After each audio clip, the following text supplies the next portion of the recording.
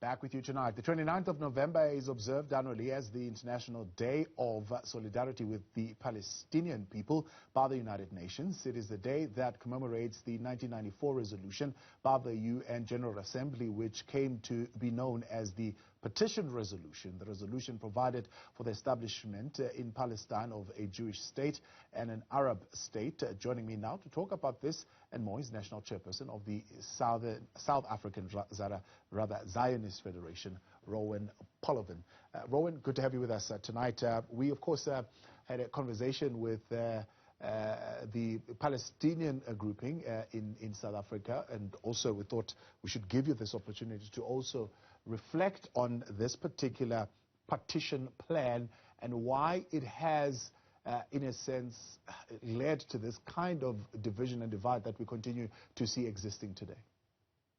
Tava, thank you so much for having me, and good evening to all your listeners. So on the 29th of November 1947, as you said, there was this historical resolution by the United Nations which said that it gave international consensus to this idea of a Jewish state living side by side in peace and harmony with an Arab state. I mean, the conflict between the people on this land did not just begin in 1947, but this was a way to find some kind of peaceful resolution in this tiny little place. I mean, we're talking about a tiny, tiny slither of land. And it was incredible that at this time, the international community voted to support the establishment of this Jewish state.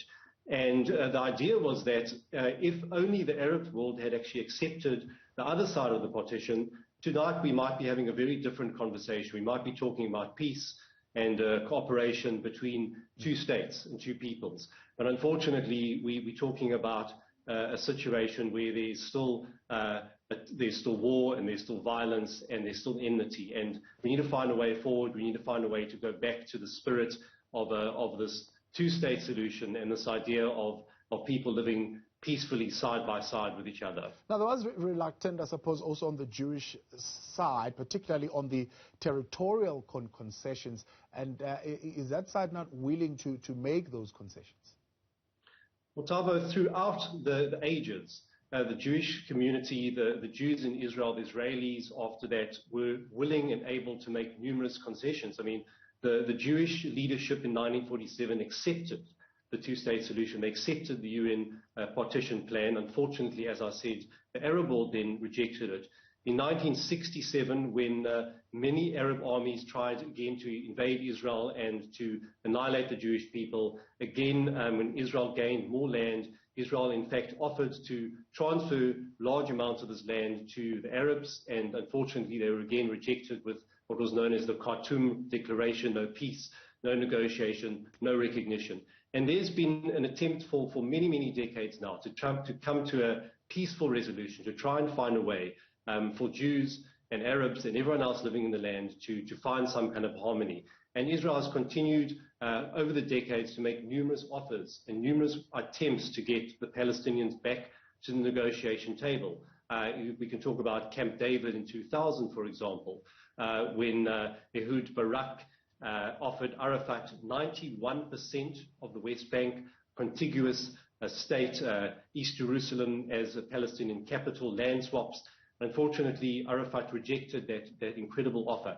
In 2008, Ehud Olmert, the Prime Minister at the time, offered Abbas something even better. He offered him 94% of the land plus land swaps. There would only be a Jewish presence in about 6% of the West Bank. And unfortunately, again, it was rejected. So there's this continuous history of rejectionism, unfortunately, by the Palestinian leadership. And the time has come, I truly believe, for the Palestinians to come to the negotiation table and to figure out these territorial disputes. We're talking about land, we're talking about how people can live together in harmony, and all these issues should be put on the table, and we need to find a solution to this compromise. We're talking about 74 years now since this UN resolution of 1947.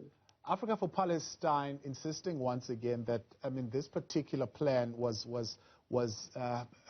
they were made to accept this plan under duress, when they were really a nation that wanted to declare their self-determination. Even today, that is still what they are calling for.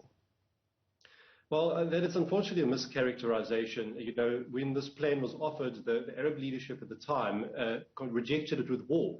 The Grand Mufti of Jerusalem, the Arab nationalist leader, in 1947, he said completely would reject any form of partition.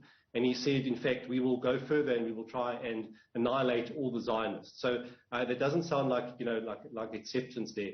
But, you know, what is needed is the Palestinian leadership to actually say we accept and we recognize the right of Israel to exist as a Jewish state, and we want a Palestinian state more than we want the rejection or the annihilation of a Jewish state. And unfortunately, organizations like you mentioned, BDS organizations, they do not necessarily have the interests of the Palestinians at heart. They are not promoting peace. They are not promoting dialogue. They're not promoting a means to find a peaceful resolution. They don't support any form of two-state solution. And I think what we need to do is focus on the future, focus on finding some kind of way forward in this very difficult conflict. Yeah.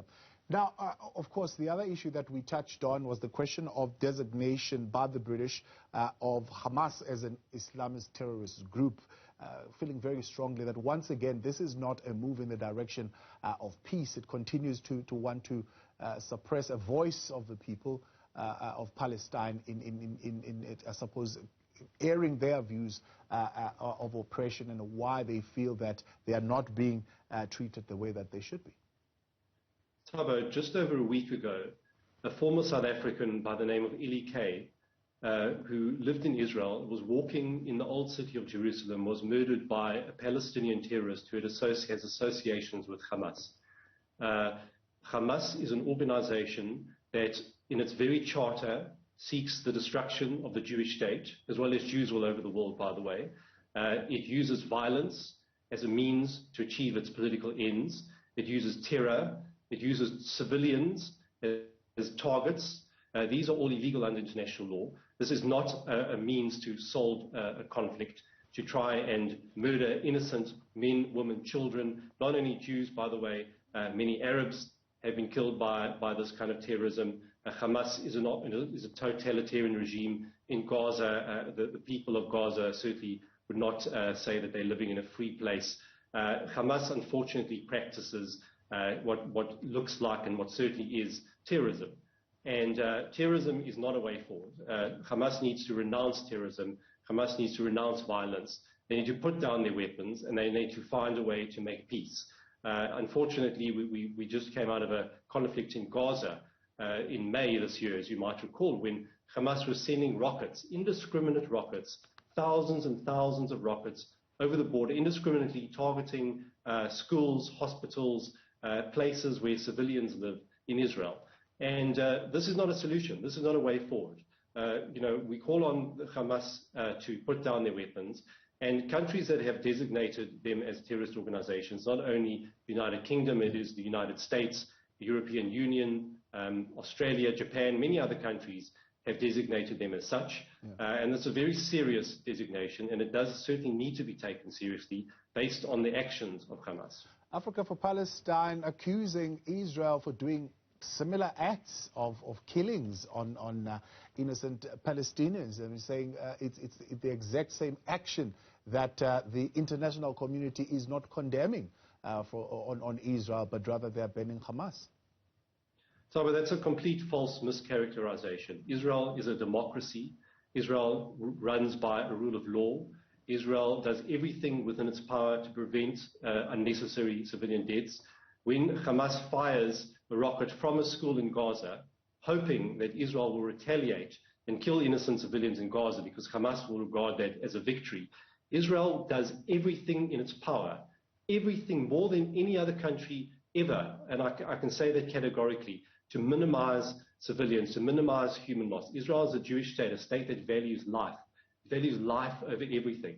And when a civilian is killed, it is tragic. And I promise you, everyone mourns. In Israel, everyone mourns when an innocent Palestinian civilian is killed. But Israel does everything within its power, absolutely everything. It warns people, it warns men, women, and children to leave buildings before They will hit a building if it's a terrorist target. They will ensure that any kind of act, any kind of retaliation absolutely takes the value of human life into account. Israel is a country that is a democratic state. To make any kind of moral equivalence between Israel and the Hamas entity is absolutely outrageous and needs to be rejected in the strongest possible terms. All right, Rowan, appreciate your time, and we would, of course, wanted you to give you this opportunity to bring forward your point of view as well. So we thank you very much for coming through. Thank you so much. All right, that is Rowan there. He is, of course, helping us in that conversation.